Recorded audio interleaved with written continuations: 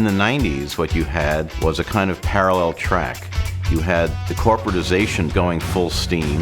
And we're going to continue using all the Sony products, Domo Arigato to the Sony products, really.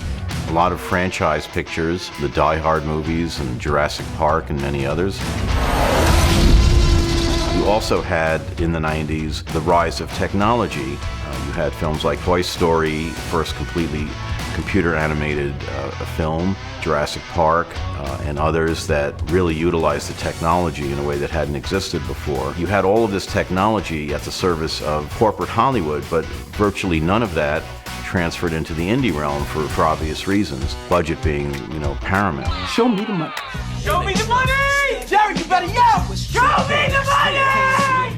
The indie movement gained strength over the decade. Filmmakers were, if nothing else, using the indie realm as a way to express more personal movies, either as an end in itself or as a stepping stone to making the kind of big movies that in some sense they were reacting against. But I think filmmakers of the 90s, they had a path to exhibition that didn't exist before, namely the festival circuit. If we're talking about which festivals were most enabling for the film generation of the 90s, I would say unquestionably Sundance, not only because it attracted more indie movies, but also because it seemed to attract the highest rollers.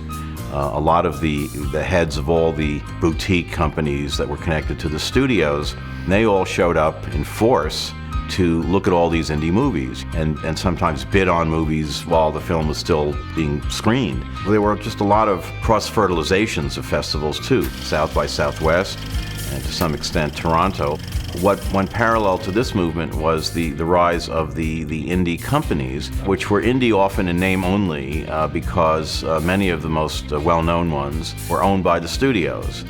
New Line, Paramount Vantage, Miramax, Sony Picture Classics, and so forth. All of these companies were adjuncts to the studios. The studio chiefs recognized that you could sort of try to have it both ways. You could make big blockbuster movies, but then you also had this other way of doing smaller movies, take more chances, maybe pick up the kind of awards you wouldn't get with the big Hollywood blockbuster films, and create a whole new audience. And also because the price was relatively low on these films, you could make a much greater profit.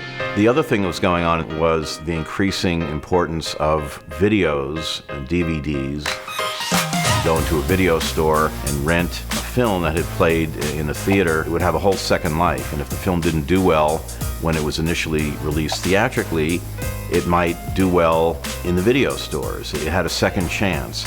This was the theory anyway, but it was a theory that kind of bolstered a lot of the indie spirit. The festival circuit was instrumental in bringing into prominence the rise of this second wave of indie filmmakers and indie films, with filmmakers like Kevin Smith, Tarantino, and Spike Jonze, who did stuff that was really off the beam, starting with being John Malkovich. I discovered that portal. It's my head, Schwartz. And then you had Spike Lee, who was much more pointedly political. It's different. Magic, Eddie, Prince, they're not really black. I mean, they're black, but they're not really black. They're more than black. Hold up! Sofia Coppola kind of took up the mantle from the early films of her father and did films like Lost in Translation that were very kind of hip, cool. You had all of these different kinds of sensibilities floating around in 90s cinema that weren't really as prominent in earlier generations of indie filmmakers. So when we talk about the indie movement of the 90s, yes, there was a clearer path to distribution and exhibition, but at the end of the path was still that studio apparatus that existed beforehand. It's just that it was a little more, liberal and open as long as your films made money. But the festival circuit did allow movies in this indie realm to at least be exhibited, to be shown and talked about and discussed.